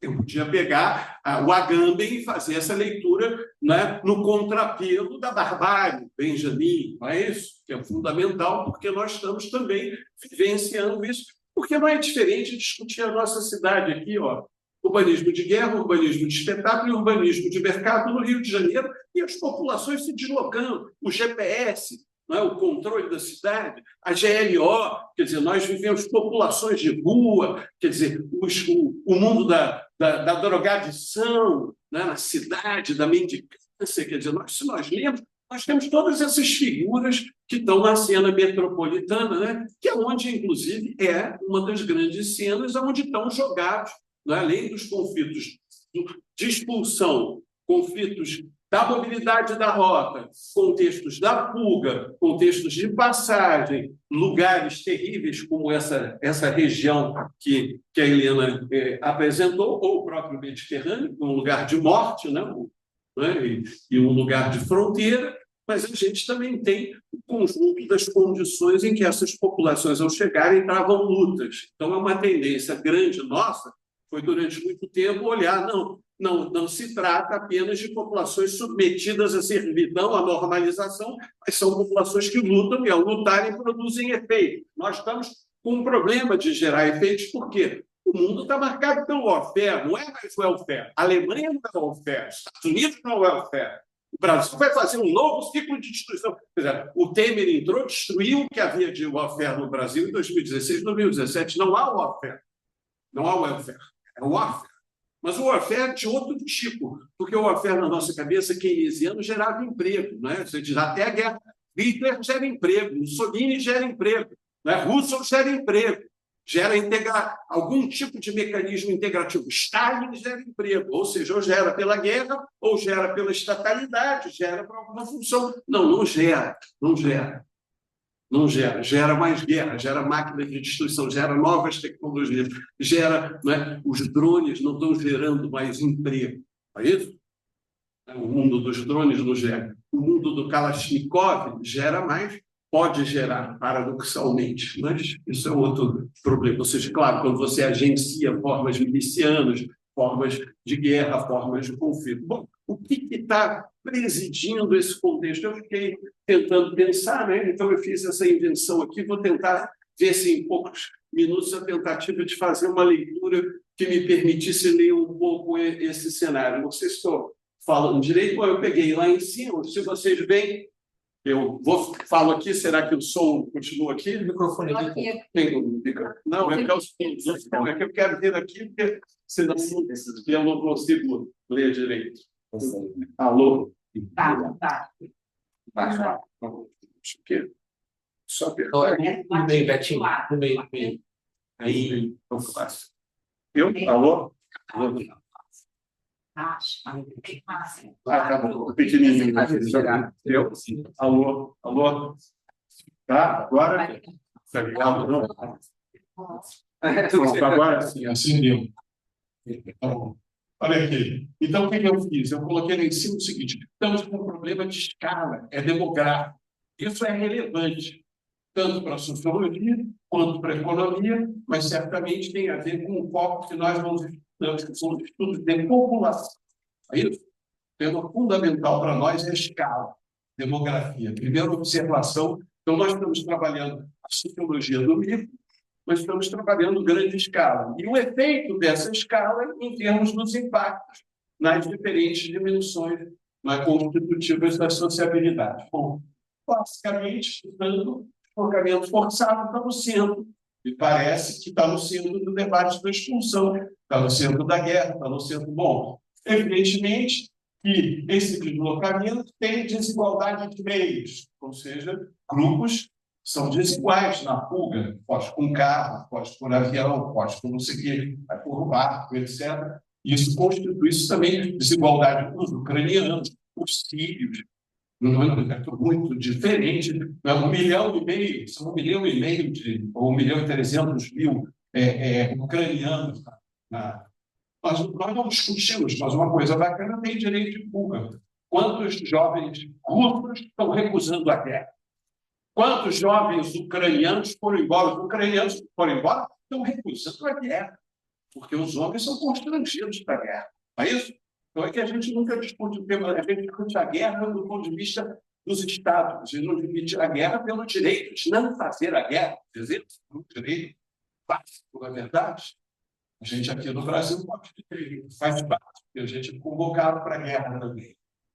Desigualdade de meios. A vida por um fio é um tema que a Maria não tinha fala. Tema das migrações, eu pus ali. Espaço desestriado, eu acho que o Deleuze e o Guattari, no Mil Platões, no volume 5, principalmente, ajuda pra caramba no debate sobre guerra, no debate sobre máquina de guerra, máquina de Estado, como o Estado faz. Né? O estriado é o que vai criando as fronteiras e os controles. Por isso foi fazendo a mobilidade. Então, a gente tem isso. É interessante nos raciocínios de mobilidade, de guerra, de controle, inclusive de forças militares, forças policiais, etc., que é um debate interessante. Bom, aí eu coloquei a logística, né? Porque o capitalismo é circulação, o mundo é circulação, a mundialização é circulação, a globalização tem intensidade de circulações. Esse é um debate para nós importante no mundo das mercadorias, no mundo da guerra, se a globalização continua ou não, que é um termo importante, porque tem a famosa relação internacional, mundial e global do nosso Bob Walker, que é um cara fantástico, né? E tem esse artigo, é fundamental para nós. Como se articula, o que é o internacional, o que é o global, o que é o mundial nessa temática. E acho que mobilidade de fluxo, direito de fuga, eu acho que ainda é um tema essencial, então por isso eu citei aqui os russos e os ucranianos, né? Nós estamos falando do direito de fuga, o direito de fuga é fundamental, é muito difícil fugir, é muito difícil fugir do conflito em casa, sair do seu território na favela, ir para outro lugar é muito difícil. Isso aí, essa decisão é muito dura, mas, ao mesmo tempo, ela é uma espécie de direito, mas eu diria que, num dado momento, às vezes, essa ideia de direito é um pouco ainda tentando mostrar a potência de quem foge. Mas a gente também está cada vez vendo populações com menos potência. Sei lá, vou ver um campo no Quênia. Aí eu estava vendo aqui o sujeito discutindo em um dado como é que ele ia desenvolver empreendedorismo num campo do Quênia, que era a proposta de levar e envolver as empresas para um grande debate quase em dados. Né? Então, quer dizer, que é uma coisa inteiramente fora da realidade. Bom, o tema tecnológico está no centro, né? A sindemia, eu acho que é uma categoria fundamental, né? A pandemia é uma sindemia, ou seja, articula na interação ecoambiental, na dinâmica específica desse vírus, da interação com os outros vírus. Tem um debate como sindemia, igual tem um debate de panóptico e sinóptico, né? Que é diferente. Vivemos a era do sinóptico, estamos vivendo com essa pandemia, não é o mesmo que a praga grega de Atenas com Tucídides, não é o mesmo que a gripe espanhola, não é o mesmo, porque interage com um conjunto enorme de transformações biológicas, viróticas, bacterianas e outras que estão afetando a nossa materialidade corpórea. Nós estamos vivendo aliás, um grande tema significante de disputa com segurança é saúde. Saúde é um paradigma estratégico do comum. A gente olha assim, Ministério da Saúde, de não sei o quê, de Gaza. Quer dizer, mas qualquer dado que a gente tiver central, segurança alimentar, problemática climática, problemática da água, todas as questões são questões que se ligam fundamentalmente ao paradigma de saúde, que é um objeto muito relevante para nós. O Etienne Balibar tem um belo artigo sobre isso no final da Cosmopolítica, que é uma trilogia dele interessante. Evidentemente, nós vivemos uma era de endividamento, tem fuga por endividamento, tem fuga, as pessoas desaparecem no Brasil, ou é desaparecimento forçado, ou é crise amorosa, ou é desespero, ou é loucura, ou é endividamento. Ambiental existe objetivamente, nós já vivemos, não é algo que virá. Não é? E eu estava pensando, olha, há uma relação entre capital, guerra, não ali em cima, né? Essas questões que são ligadas aos grandes crimes, mas tem o seguinte, tem sobredeterminação estratégica do tema da guerra. Vamos pensar o seguinte, se a gente juntar a noção de guerra contra o terror no pós-11 de setembro e juntar com a guerra de drogas, desde o Nixon, nós juntarmos com o neoliberalismo, desde o Pinochet e a turma de economia política do Bolsonaro, o Guedes. Aí está fundado o experimento neoliberal. Seria o líder. Laboratório de lugar onde ia ter a experiência socialista eleitoral. Pediu o desenvolvimento da experiência eleitoral esquerda dos anos 70 na Europa. São elementares. Então, mas vamos pegar isso, né? Pegar esses elementos que estão lá atrás, né? E vamos juntando esses elementos da guerra, sobredeterminados pelos contextos das duas grandes guerras que estão ligadas a fronteiras culturais. Eurásia, né? Hinterland, ali a divisão interna, né? Com a Rússia e, né? O Oriente Médio. São guerras do tipo choque de civilizações, não é? E, evidentemente, o mar da China, onde a guerra nunca acabou, não é isso?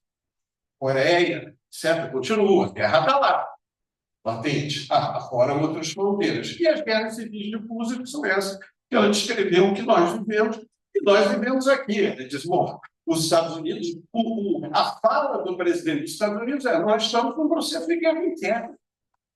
É guerra civil, sim.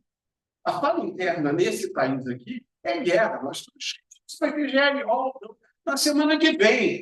Vamos todos para o G20, ODS e tal. Isso é muito simpático. Mas, fracassou a reunião de clima, de biodiversidade. Não tem. O secretário-geral da ONU não consegue dizer. Ele falou: olha, eu tenho guerra das palavras, eu tenho guerra cultural e tenho guerras territoriais. Nós não convidamos o Guterres para a guerra. Nós não homenageamos. O Guterres é um europeísta. A guerra do Ucrânia tem lá aquelas posições todas. mas é o secretário-geral da ONU, o homem mais fraco do mundo, no lugar mais significativo. Nós estamos falando de Acnur, e nós não demos estrategicamente, porque está dito, tem guerra, não dá para pensar o mundo sem Auschwitz, não dá para pensar o mundo sem guerra, desculpe, não dá para pensar o mundo sem guerra às drogas, não dá para pensar o mundo sem a disputa do Mar da China, não dá para pensar o mundo sem o contexto da sobredeterminação da guerra cotidiana que gere a nossa cidade. O governador do Rio de Janeiro foi eleito, que disse que podia dar tiro na cabeça esse dia. A gente tem operações aqui, mas então o que nós estamos fazendo? Tem algo que tem a ver, evidentemente, com a criminalização, não é isso? Estava discutindo a criminalização, que tem a ver com o medo, a xenofobia, o racismo, não vou, limpeza étnica, campos, eu não vou ficar falando de tudo isso aqui para poder caminhar quanto tempo ainda tem isso. Mas os 2 minutos. Então, eu acho que eu tentei fazer 3 coisas, né? Indicar, em primeiro lugar, que a gente tem que ter uma definição de método que articula o tema da cartografia, a fronteira como método. Paulo Tito, deixa eu mandei um texto que eu acho bacana, Lines, pode ser Lines, que é um texto lindo do que são fronteiras, né? Eu acho que continua o Besabra, bacana. A gente vai manter as inquietudes morais e as buscas de saídas institucionais, jurídicas, as melhores, isso vale para todo mundo, tem que lutar, sim, por manter isso, o cenário pode ser adverso, mas, do ponto de vista prático, a gente usa todos os recursos institucionais e jurídicos que pode usar, fazendo essa metamorfose das figuras que sejam mais adequadas para os sujeitos, trabalhar essas diferentes espacialidades, não só das rotas, não só das fronteiras, mas também de outras populações que estão encarceradas ou imobilizadas, porque há uma tendência a encarceramento e imobilização, foi a fala, né? Que a conclusão, se o Trump vencer, isso produz um determinado efeito, quer dizer, o efeito das guerras dos democratas e o efeito, né, do processo do choque de civilizações e da fronteira interna dos republicanos agora na lógica Trump. Então, a gente tem vários efeitos que estão ligados. Se os Estados Unidos é uma força de hegemonia ocidental projetual que sorridente, ou se ele é uma força que está atemorizada com a América do Sul. Bom, um minuto, desse minuto, eu acho que só queria dizer que eu acho que a gente tem a possibilidade de construir um quadro analítico que a gente mais ou menos aqui tentou, acredito, apresentar, e do ponto de vista conceitual e político, a gente tem muita coisa a trabalhar, mas que permite a gente compreender a sobredeterminação estratégica da agenda de guerra, articulada com a agenda do capitaloceno, da problemática climática, articulada com a vida numa precariedade de transformações tecnológicas que fazem declinar o mundo do trabalho. Apenas não falei isso porque migração é um tema correlativo à divisão internacional do trabalho e a possibilidade de uma integração social, mesmo por via submetida da forma do trabalho. Nós temos hoje até retorno de trabalho escravo. Então, ao contrário, não há um futuro ligado ao ciclo de capitalismo de revolução passiva e integrativa pelo Fordismo, ou pelo Taylorismo primitivo, ou pelo Fordismo periférico, ou pelo Toyotismo. Quer dizer, nós não temos isso no mundo, que, ao contrário, a cidade é a fábrica e o território está explosivamente fragmentado e as cidades, de certa forma, estão marcadas por políticas de controle ou de guerra, como nós, em geral, conhecemos.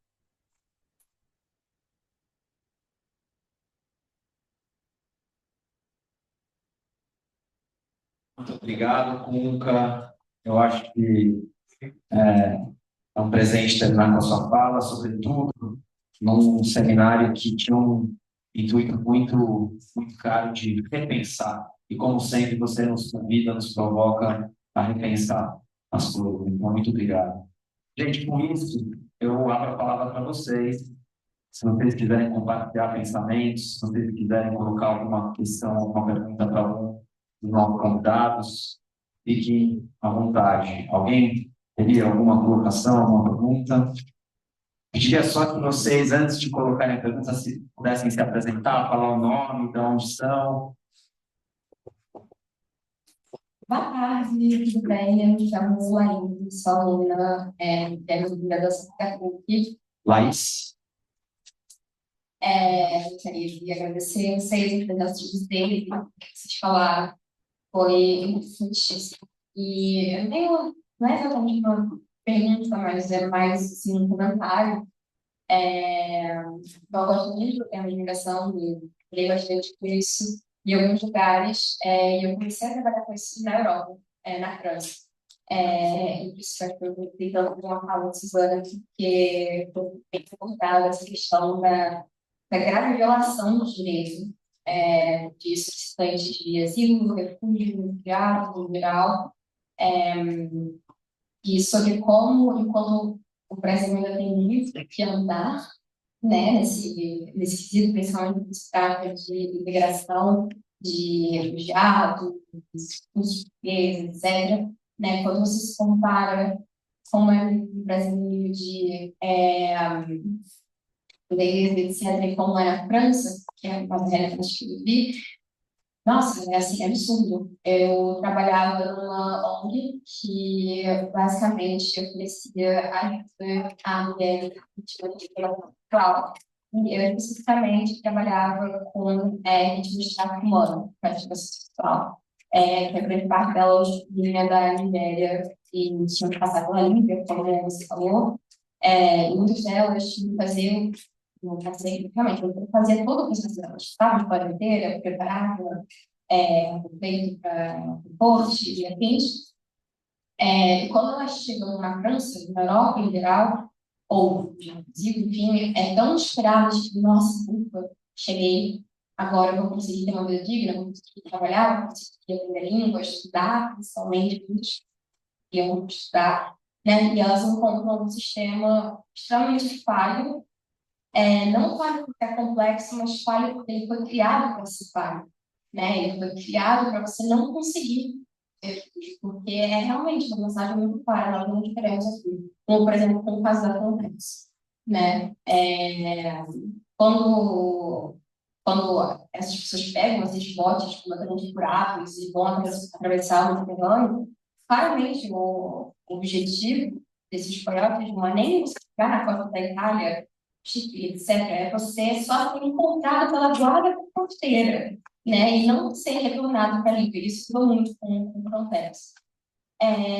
E quando essas pessoas chegam na França, não se tem esses auxílios, não tem, assim, teoricamente, eles poderiam receber 400 euros por mês, mas esses 400 euros por mês só podem ser recebidos em um cartão, que só pode ser usado em lojas específicas. Não tem moradia para todo mundo. Onde que você mora?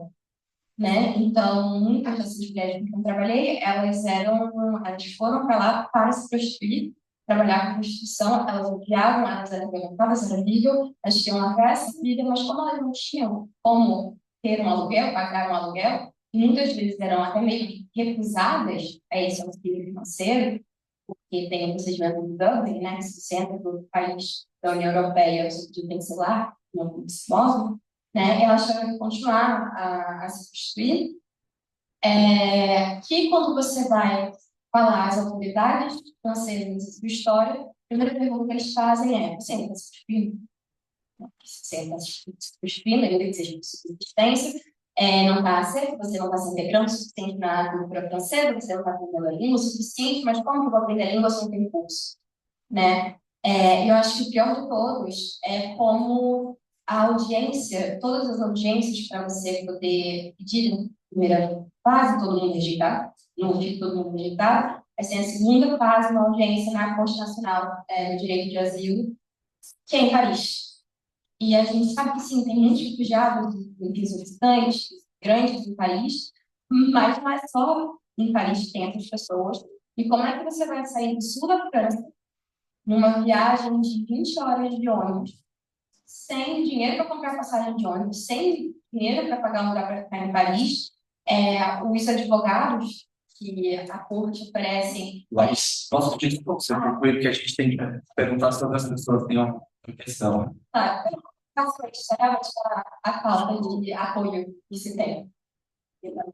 Tá, obrigado. Eu queria só dar a oportunidade, se alguém mais tiver alguma questão aqui, queria só para a gente tentar ser breve, só para poder dar oportunidade para que a mesa possa reagir. Boa tarde, meu nome é Henrique, eu sou visitante. A minha pergunta é sobre o papel da China.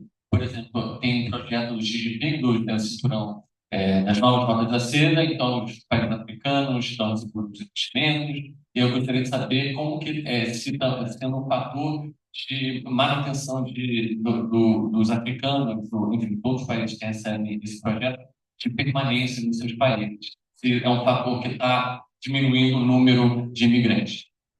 Obrigado. Talvez a gente pudesse escolher mais uma pergunta ou comentário, se vocês quiserem. Então, a gente aproveita aqui para fazer uma última rodada de intervenções. Se Conca, Maria Helena, Suzana e Chico quiserem reagir de alguma forma, fiquem à vontade. Posso realizar o primeiro comentário só com... eu acho que, né, essa exposição, né, mostra que, como os fatores são complexos, né, não adianta a gente olhar só para a lei, não adianta a gente olhar só para a medida de integração.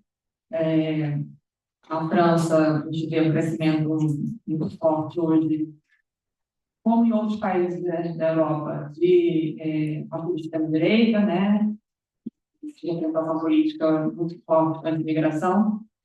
Então, às vezes, a gente tem uma lei avançada, mas tem medidas que não, né, de integração que não são boas, né? Até o próprio Brasil, né? O Brasil tem quando você entra no Brasil, é muito, né, fácil você ter um documento, mas não necessariamente a integração vai ser fácil. Né? E aí você falou no nome do curso, né? Como elas falaram, né, essas mulheres, como é que eu vou aprender a língua se eu não tenho curso, né? Então, esse livro aqui, do qual eu li um trecho, ele se chama Eu Vou, Tu Vais, Ele Vai, porque isso é uma cena de uma aula, no caso alemão, né, no Brasil, para os imigrantes. E no caso, assim, eles têm, na Alemanha, eles têm direito, né, os próprios solicitantes, né, que não têm ainda um curso reconhecido, eles têm direito ao curso.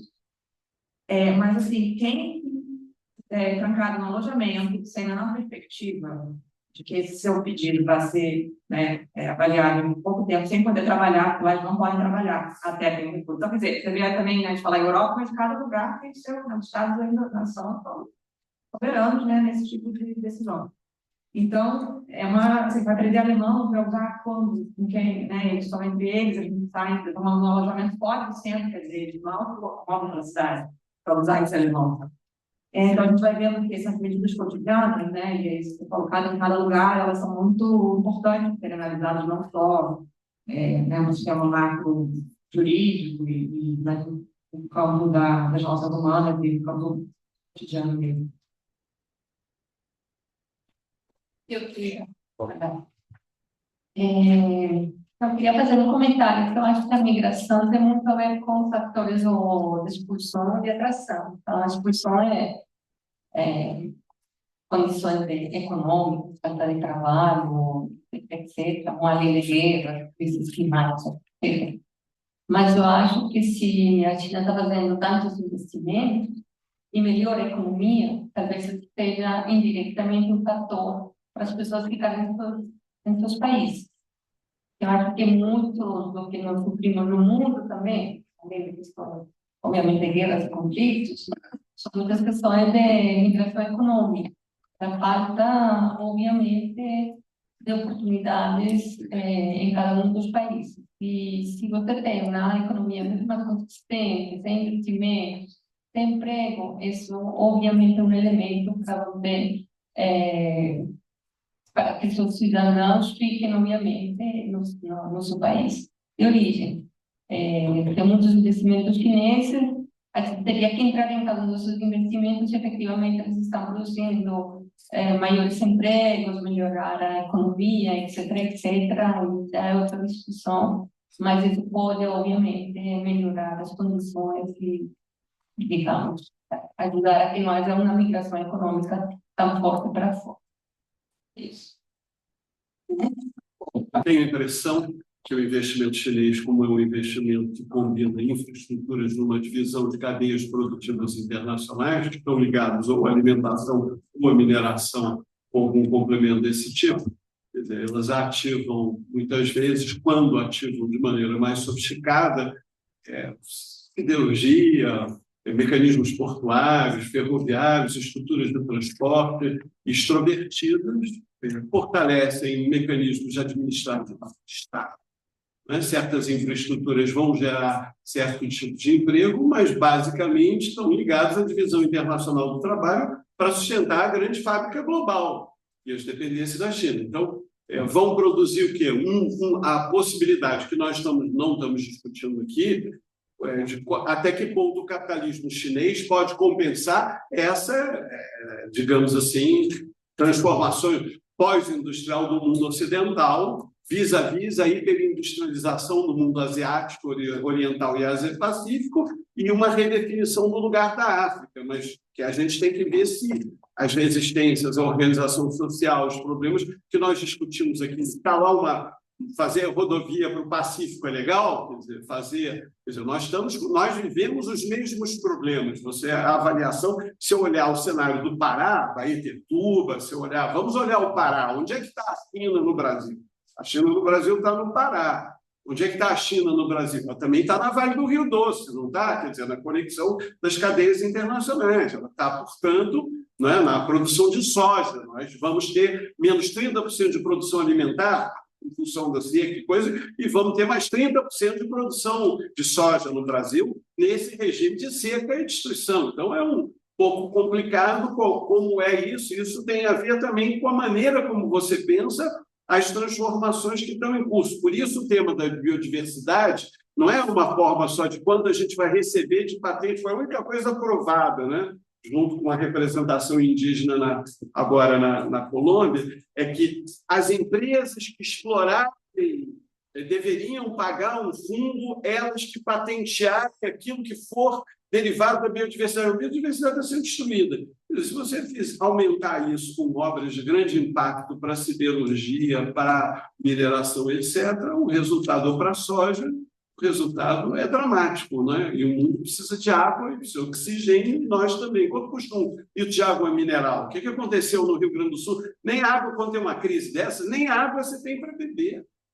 Quer dizer, a gente pensa só água mineral, quanto custa água reprocessada? Já foi na Índia, água reprocessada, quanto custa o litro de água reprocessada na Índia? Quer dizer, os valores dessa economia, quer dizer, o que a África tem a oferecer em cada lugar, tem essa discussão das dinâmicas mistas, biodiversas, ecológicas e tal. Eu não acredito que nesse momento... Agora, a China está dando uma limpada na sua planta, o que vai oferecer? Por exemplo, aqui, a gente não tem o FRJ nem a PUC, por exemplo, fazem negociação nem com a Siemens, nem com os alemães, nem com os chineses, para, por exemplo, fazer campos solares. Qual é o maior impacto ambiental dessa região aqui? Qual é a indústria maior que tem aqui? A PUC. Eu vou lá na UFRJ, eu tenho 70 mil pessoas, a gente não consegue pagar a conta de luz. Agora, a gente tem a Siemens e a gente não produz energia. Então, eu não sei, depende, como disse a Maria Helena, quer dizer, em que cada país você vai negociar ainda no uso, do manejo daquilo que é destruição de base natural ou de base mineral, ou que seja, que é ainda que a gente tem a oferecer. O debate da Unasul, dependendo aqui, né, é melhorar as condições de barganha na produção de commodities, definir semiprocessados, é fazer o quê? Que para onde cada lugar, eu não sei dizer exatamente, mas, em princípio, é uma modernização. E modernização produz uma desigualdade de outro tipo. Se dá certo, mas eu não sei se o mundo comporta mais esse processo e se isso não está atravessado pelas guerras civis e que esses recursos vão ser drenados para máquinas de Estado, que são máquinas de guerra, inseparáveis. Obrigado, concordo. Rapidinho, só 2 pontos. Um para a Anaís, assim, o sistema é feito para falhar, né? Feito para... Eu sou anarquista, então nada funciona. Daí mas sobre a Rota da Seda, eu vou discordar um pouco dos colegas, mas não discordar tanto, mas no sentido de que, usando o espaçamento estriado, tem um texto maravilhoso, inclusive da autora, uma norueguesa, que estava falando do espaçamento estriado na Noruega, não, desculpa, na Finlândia, que tem o povo Sami, que é o povo do Papai Noel. E aí, a vida deles acontece a partir da circulação das renas. Então, as renas vão andando, eles vão atrás pastoreando. A partir do momento que veio a primeira rodovia, estrada, acabou com a vida dessas pessoas. Acabou. O espaçamento estriado, acabou o espaçamento livre, não teve espaçamento estriado. E foi a base do progresso, modernização, evolução, vai para a produção, economia, não sei o quê, e vai para colocar da coisa ainda ficava pior, não tinha esse lugar. E aí o que aconteceu? Nós estamos blocadas internamente para reservas territoriais, aí você depende do tamanho do conceito de categoria de território como violento, e essas pessoas começaram a ter um outro tipo de vida que não era o que elas tinham. Aumentou o alcoolismo, aumentou o suicídio, e aí o que trouxe? Então, a rota terceira, em algum sentido, eu leio a partir desse lugar. Um esfriamento, onde, inclusive, se mexe com a globalização política e cultura, e eu caso dos alunos da verdade extremária que sobre os temas. É um texto do Vitor Santos, e esse texto. E aí, um dos alunos trouxe um exemplo da Rota da Seda, não lembro qual foi o país do sudeste asiático, ele estava construindo uma hidrelétrica. E nesse processo de construção da hidrelétrica, deslocava todo mundo. Ou seja, havia uma migração interna acontecendo. Então, aí eu concordo com a divisão internacional do trabalho. E aí também as pessoas que estavam deslocadas vão ser contratadas aqui. E, ou seja, o salário não dá para pagar o salário mínimo do dia que a ONU tem um número. Então, assim, eu sou muito sério com tudo isso aí. Lembrando num tom não tão positivo, sempre me chama a atenção o fato do Tratado de Direitos Humanos da ONU menos ratificado exatamente de trabalhadores migrantes, né? Inclusive, salvo engano, é o único que o Brasil ainda não ratificou. Todos os grandes tratados internacionais de direitos humanos, o Tratado dos Direitos Humanos dos Trabalhadores Migrantes e seus familiares. É o que eu acho que diz muito sobre essa, não só divisão, mas precarização internacional do trabalho, né? Enfim, mas para terminar com uma nota mais positiva, eu lembraria a vocês que ontem, às 5 horas da tarde, foi lançada a Semana Cultural aqui da PUC, do Corredor Cultural da PUC. Né? Então, nos próximos dias, inclusive hoje, vocês vão ter várias intervenções ao longo, né, em vários lugares da universidade. E eu convidaria vocês a conhecerem, inclusive, o setor de culinárias, porque tem culinária, né, de imigrantes e refugiados agora, quem quiser comer, né, ali atrás do IRI, naquela parte do estacionamento, tem uma região com várias, né, bancas de alimentação. Então, eu faço aqui um convite para vocês experimentarem as culinárias que estão sendo oferecidas ali. E, mais uma vez, gostaria de agradecer imensamente a presença do Cuca, da Maria Helena, da Suzana, do Chico, agradecer a todas e todos vocês que aí tão bravamente ficaram até o final dessa mesa, agradecer mais uma vez a coordenação por todo o apoio, a direção do IRI, a todos e todos os funcionários, estagiários, né, Luiz, Cláudia, Pedro, Matheus, Vitória, todos aqueles que nos ajudaram a realizar esse seminário. Muito obrigado. Com isso a gente encerra. Não sei se o Ricardo quer fazer alguma...